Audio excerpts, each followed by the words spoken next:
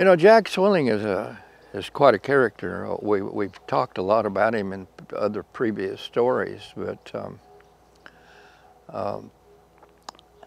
his involvement in New Mexico with the Confederate Army was a little convoluted too. Swilling had formed a militia unit to protect the people around Mesilla and Pinos Altos area where he had a ranch. He formed a militia unit and to protect people in the area and as his ranch as well. And when the Confederates came into Mesilla in '62, he was grafted into the Confederate Army with orders to continue his Indian fighting, which he did.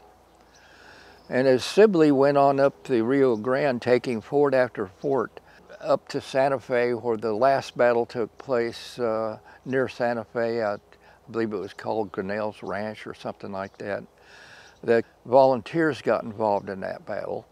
And Sibley was pushing the Yankees at the end of the day, but a cavalry officer named Shivington had taken his cavalry unit around the battle and came in from behind, where he found all 64 of Sibley's supply wagons severely underguarded, and he destroyed every one of them. And Sibley, with no supplies, was absolutely forced to retreat all the way back down the Rio Grande, with the Indians sniping at him all the way.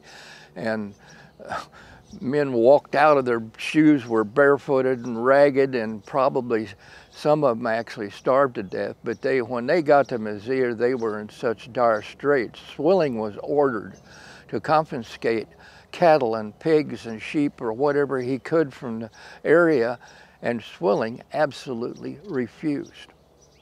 He says, "These are my friends. You want me to steal from my friends that I've been protecting all these years?" He just absolutely refused to be involved in such a thing. So now we assume Swilling is grafted out of the Confederate Army, and I hardly call that desertion. Everybody's accused him of deserting the Confederate cause.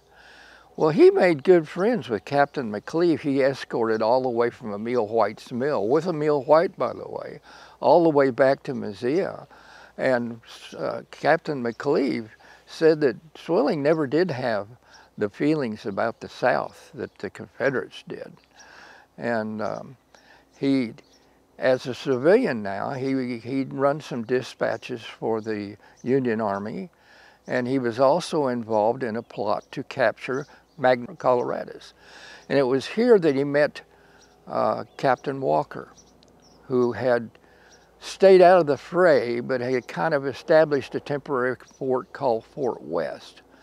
And using a few volunteers from Walker's party to act as decoys, actually managed to capture Magnus Coloradus. And Coloradus was killed trying to escape, but Swilling has waited until this attempt to capture Magnus was over before Swilling and Walker went to Arizona through Tucson to the Pima Village up the Hassayampa River to establish the gold mines that they found. So Jack Swilling, who accomplished many things in Arizona, as well as opening up the Indian Canal, the Hohokam Indian Canals and all this type of things. Was he a Confederate deserter or just one heck of a good Indian fighter? That's just another mystery of the Superstition Mountains. Thank you for watching this episode of Mysteries of the Superstition Mountains.